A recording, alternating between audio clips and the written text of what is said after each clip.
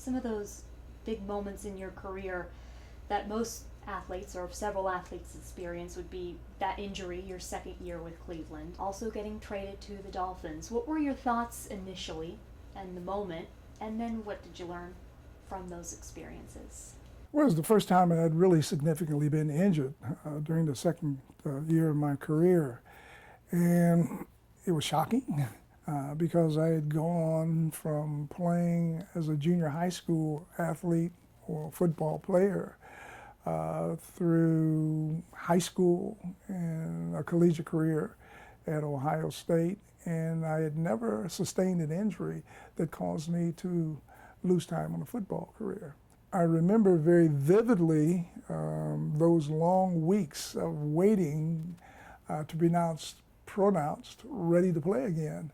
And it only heightened my intensity and desire to come back and see how I could improve my performances even more so. So it was a first-time occurrence. It was a difficult occurrence, but it brought a sense of reality to me that certainly, I wasn't invincible. And it gave me even a greater appreciation for being able to stay at a level of health and play, this game that I had certainly loved so dearly. With regard to the trade. For the draft pick. That had to have hurt.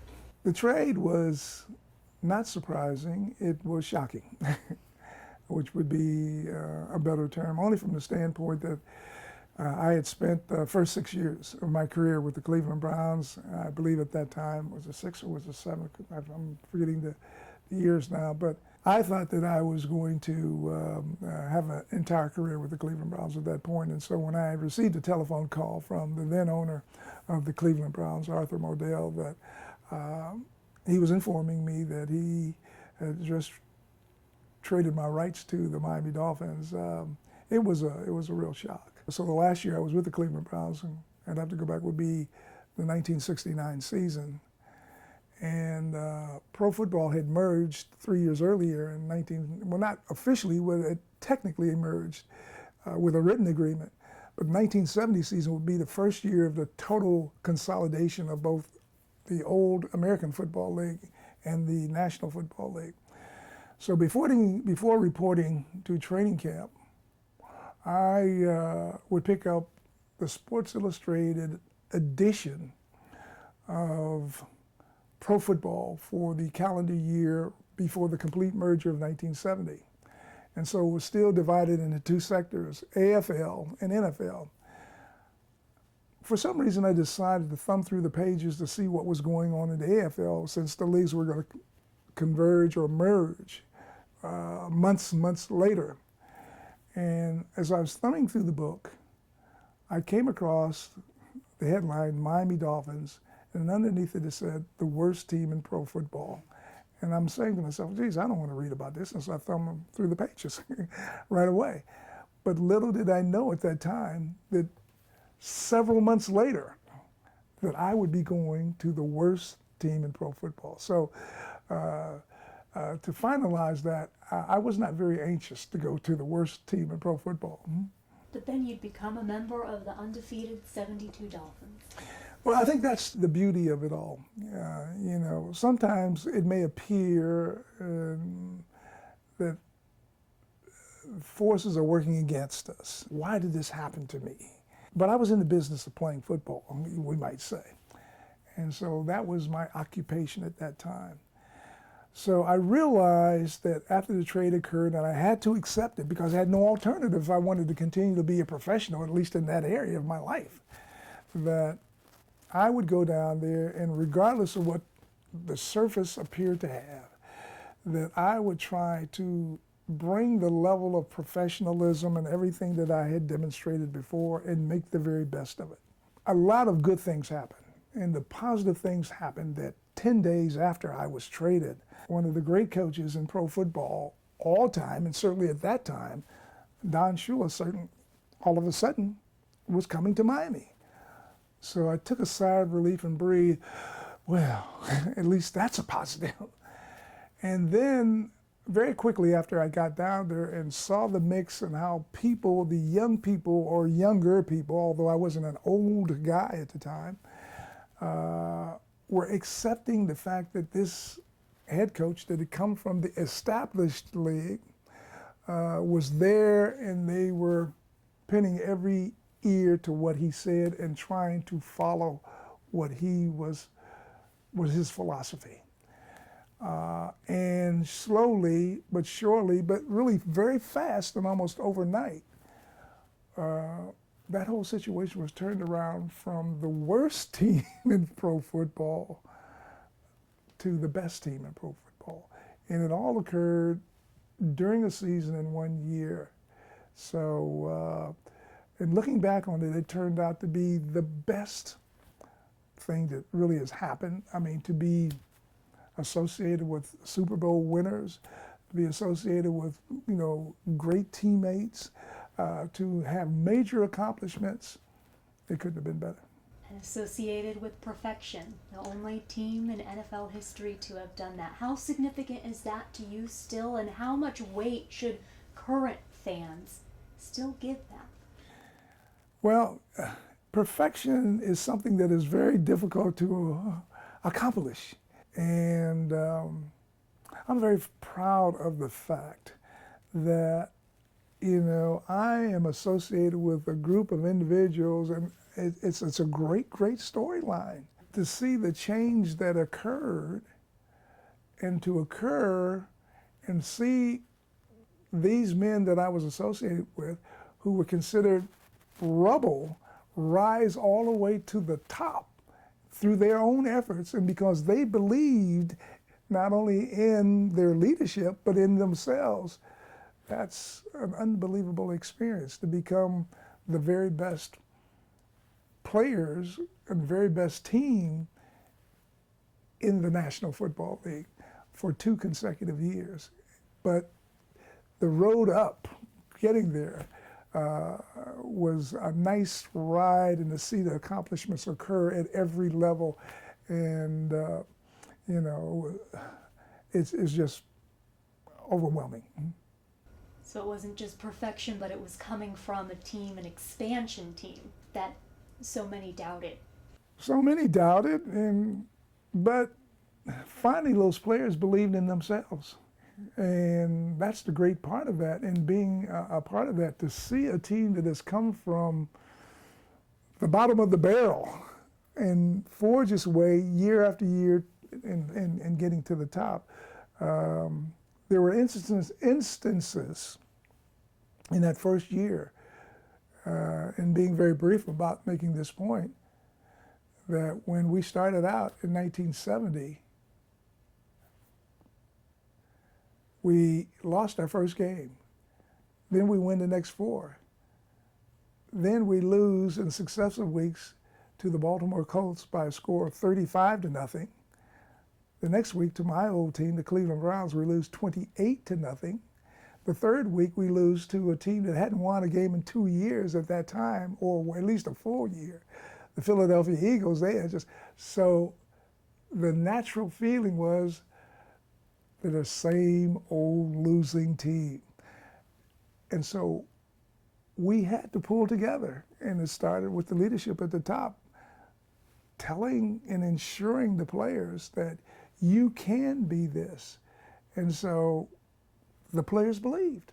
The players believed, and so at that point, our record was 4-4 in a 14-game schedule. So we could have gone either way. We could have gone off the deep end. But we will win 6 straight games and get to the playoffs as a wild card team and finish 10-4. What should be known about Don Shula as a coach? He ranks with the all-time great coaches in the National Football League, whether you're talking about in the past or whether you're talking about in the present. He is to be included in that because his record exemplifies that as a head coach with the Baltimore Colts, and then certainly reaching the mountaintop as the head coach with the Miami Dolphins. In a way, his success is reflective of that. You know, he was the first coach of the old league to lose to the new league, upstart league, when he coached at Baltimore. but he came back in Miami to prove that he belongs up at that upper level, very upper level, because he took, again, an expansion team, put it together, and then won at the very highest level, certainly with back-to-back Super Bowl titles. So whether you're talking about the George Hallases of another era, or down to the Vince Lombardis of that era, on up to the Bill Belichick's of this era, the name Don Shula figures prominently with all of those Can you names. tell me some of his characteristics? He wasn't complicated. It simply boiled down to, if you believe in yourselves, if you work hard, if you sacrifice, if you make a commitment to do things, you can get to the top. So hard work, sacrifice, and those things, very simplistic values. All you got to do is believe in them, and you got to work them every day, but you got to do them every day. But in addition to that, I thought he always gave a lot of encouragement to those individuals who were supporting cast characters, because our great success in Miami starts with those supporting cast characters. At different times during our successful stints, for example, in the undefeated year, we lose our Hall of Fame quarterback for 10 games. 10 games. Now, I'm going to sound somewhat sarcastic to a certain extent. Well, quarterbacks are supposed to be so important, and they are important. I don't want to minimize their importance, but they're supposed to be the reason for winning and for losing. You know, if you lose your Hall of Fame quarterback, you're not supposed to win. Now, he wasn't a Hall of Fame quarterback. He's on his way to the Hall of Fame, but he was important to us, and so forth.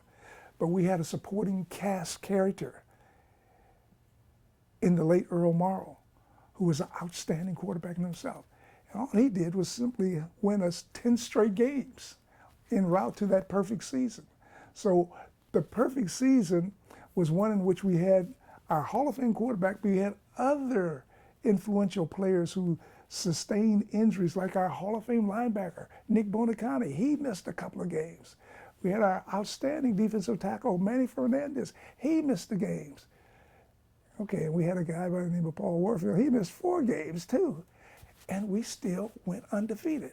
So only a coach, like a great general, like a General George Patton, who can say, my men are the best men, have that capacity or that ability to lead those men and other men who are part of that to win.